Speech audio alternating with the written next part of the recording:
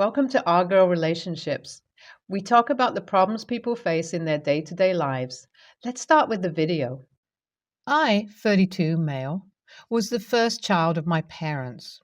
My parents run a business in the healthcare industry. They were both involved in the business, which effectively left me parentless throughout my childhood. I rarely had intimate moments with my parents and was always under the care of my nannies. My parents were also in the prime of their youth, so they preferred not to take the burden of parenting upon them. They led a lavish lifestyle, often spending more than what they earned. But since they both had hefty inheritances as a safety net, they always landed safely with their spendthrift habits.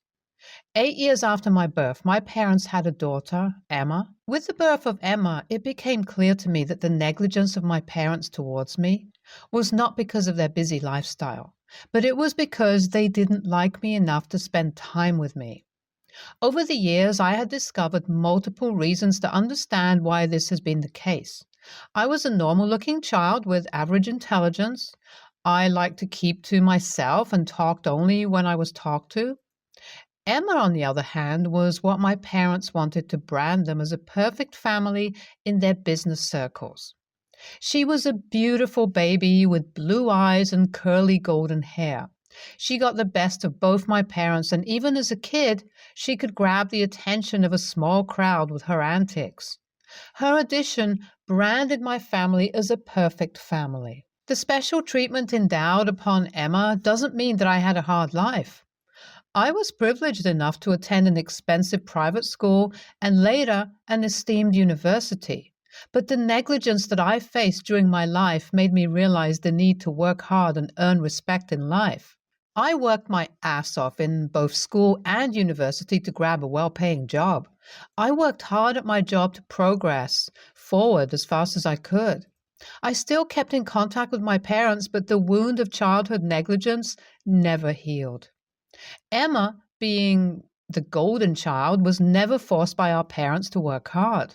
She was an average student in the first place, and that, coupled with how our parents spoiled her, she failed her classes.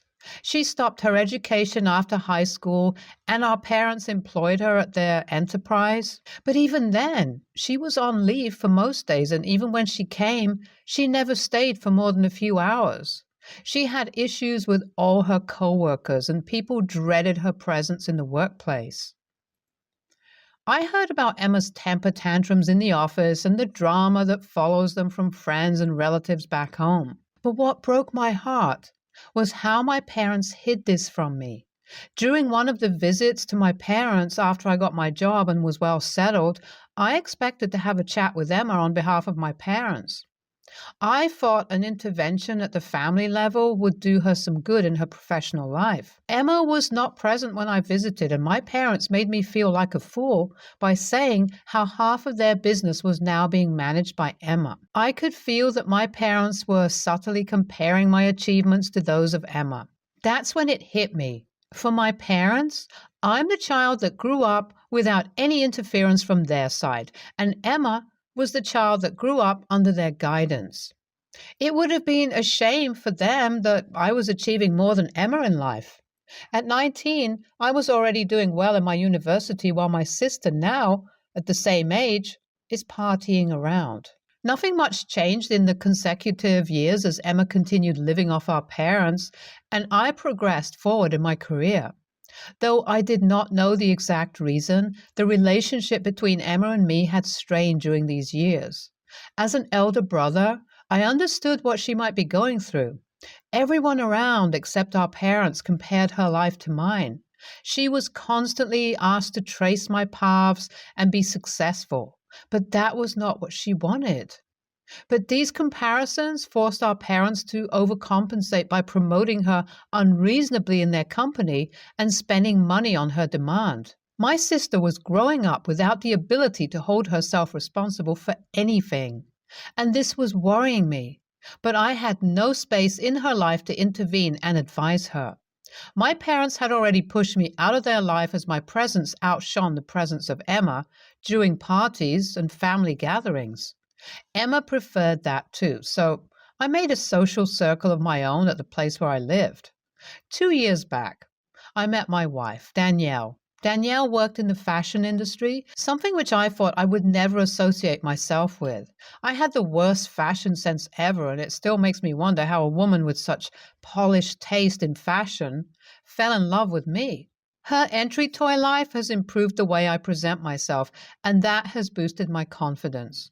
Strangely enough, the void left by my parents, which had remained like that since my early childhood, was filled. Danielle's entry into my life let me explore parts of my character that I had no idea existed. So it won't be an exaggeration to say that this woman is the best thing that has happened to me in life. After dating for a year, Danielle and I decided to get married. We both had very few intimate people to invite to the wedding, so we decided to make the ceremony grand. We planned a destination wedding and, after much research, debate, and discussion, finalized Venice as the venue. I don't want to get into the details of the ceremony, but we both booked tickets for the guests that we invited and hosted them in the best rooms possible. The ceremony itself was a novelty for most of the people involved.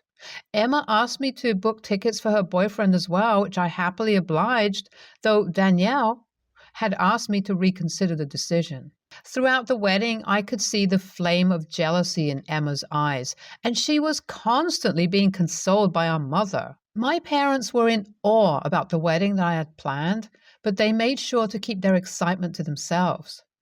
Even before the wedding, my family had avoided my advancements to hold a family dinner together with Danielle.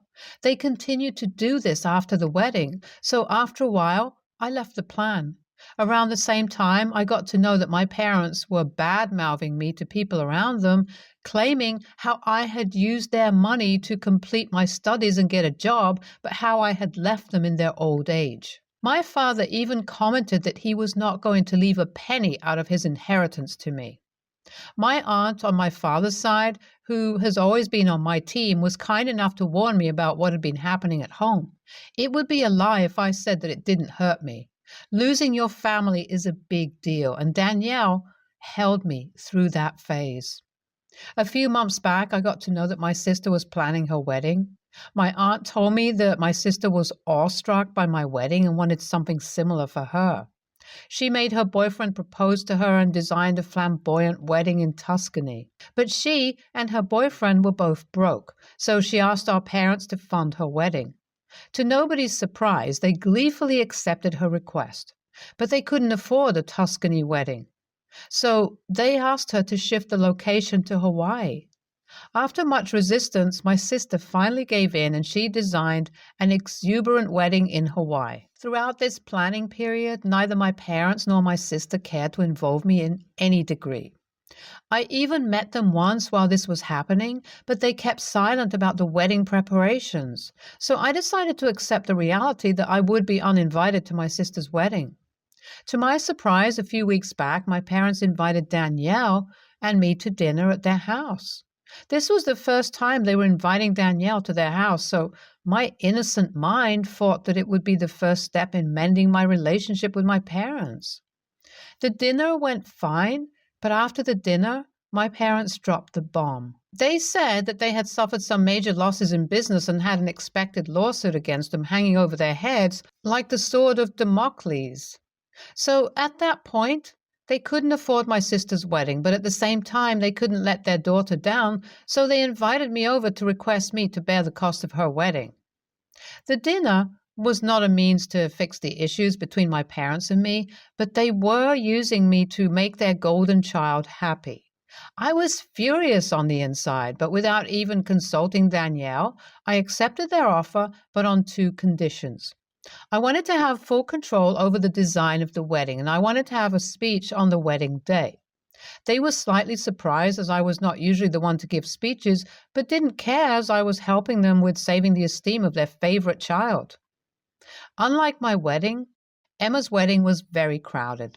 Apart from her friends, family members from both sides of our parents' families were also invited. This was the perfect opportunity to speak my heart out, and that's the reason why I decided to give the speech. The wedding day was today, and I could see how dissatisfied Emma was with the arrangements that I made.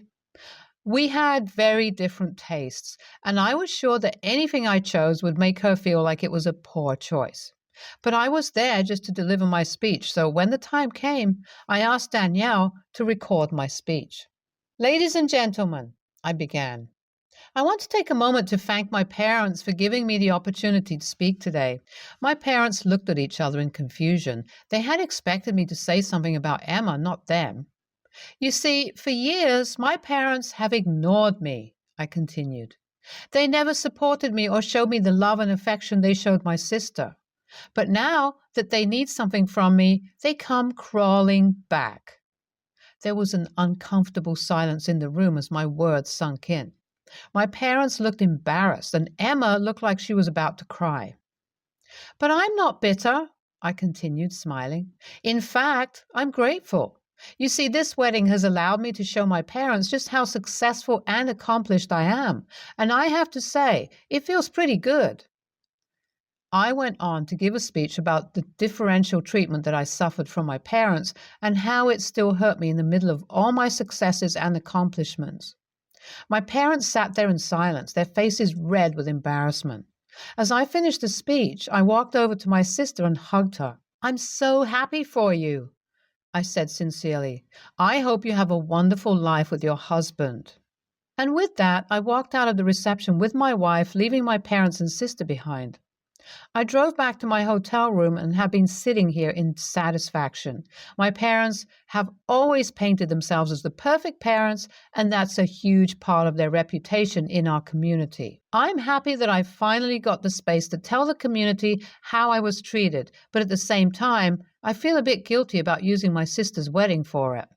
Am I the a-hole for ruining my sister's wedding day by making a speech about the negligence I faced from my parents since childhood? Update 1. A little before midnight, Emma came to the room that I was staying in and hugged me tight. She was crying, which made me sob with her. Danielle went out of the room to give us privacy. She told me how she had never known about my side of the story and had always assumed that I was not attached to the family. Our parents had also made snide comments about me to her ever since she was a kid, which instilled a negative image of me in her mind. I apologized to her for ruining her wedding day, to which she was very understanding and even told me that our parents deserved it. This has been the most heartfelt conversation that I've had with my sister since her birth. Update 2. A week has passed. I hadn't met my father or mother before I left Hawaii, but today my mom called me to say that Emma had stopped talking to my father. My speech had left such an impact on her, but my father found my speech aggressive and disrespectful. He decided to cut all ties with me. But when Emma came to know about this, she stopped talking to him. My mother requested me to intervene somehow in this situation as it was taking a toll on her. Update 3. Yesterday, I did the unthinkable. I invited all the members of the family to dinner and let them talk out their differences successfully. From feeling orphaned and lost for the past 32 years, I now feel like I am leading a family. During the dinner, I talked out the differences I had with my dad, and though he was stubborn to accept his mistakes, I knew that he realized he was not a good father to me. My mom apologized to me for not being available to me as a mother. I didn't turn out bad, so I didn't have any reasons not to forgive her. By the time the dinner ended, I had made sure that the issues between my sister and my dad were also solved. It feels surreal to be involved in family matters, but my only fear is whether this will continue forward or not. ESH. Your family is just a bunch of rich a-holes who have been making money for generations and have no idea what to do with it. What's wrong with being raised by nannies when people are leaving babies on the streets? You received love and care as a child. That's why you turned out fine and are now making a hefty amount that helped you afford 2 expensive weddings back to back.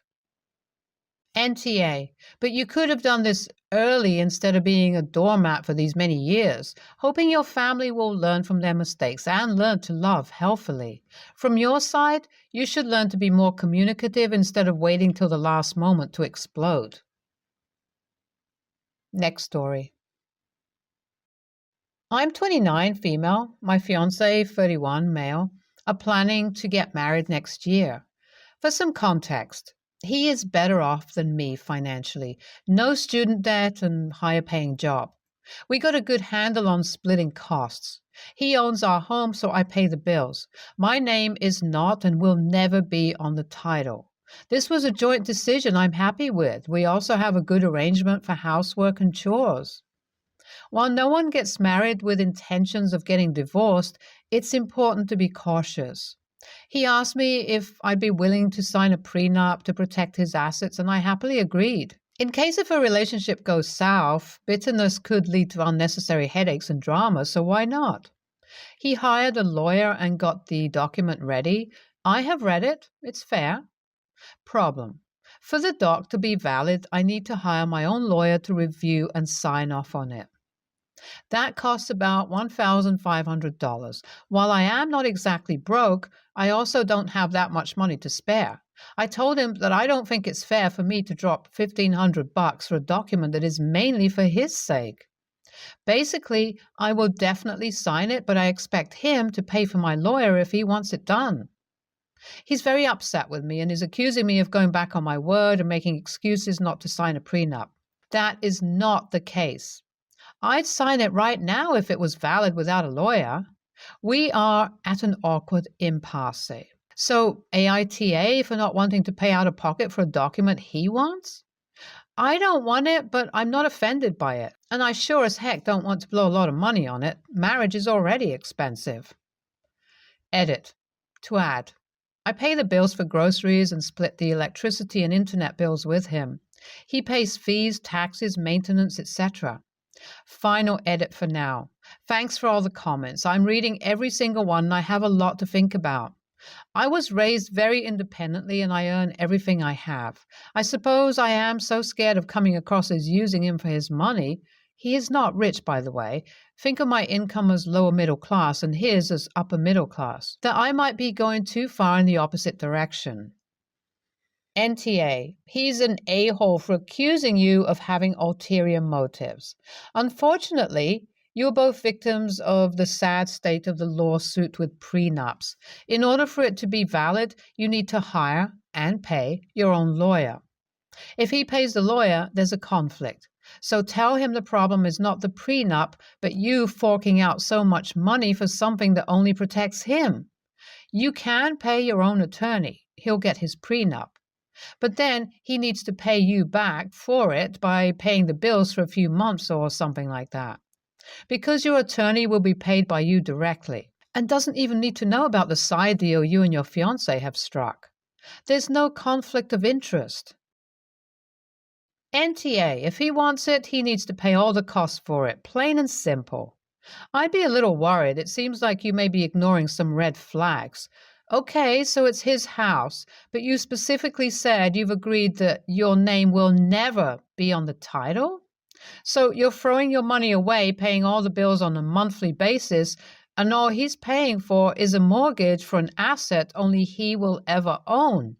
You even called it our home, and yet it doesn't sound like it ever will be. I'd rethink that decision long and hard, and if he refuses to cough up the money for the prenup he wants, think even longer and harder. NTA, but I would seriously recommend you find your own attorney that specializes in family law in your country. Make a payment plan, a small loan, even if he's absolutely insistent on not paying and you're absolutely determined to marry him. Consider this as an investment and a place to get non-biased and correct advice concerning the language of prenup and what you should be considered fair for your own protection and that of any future children. This document should be considered just as important to you as it is to him. Stay tuned for more stories from our girl relationships.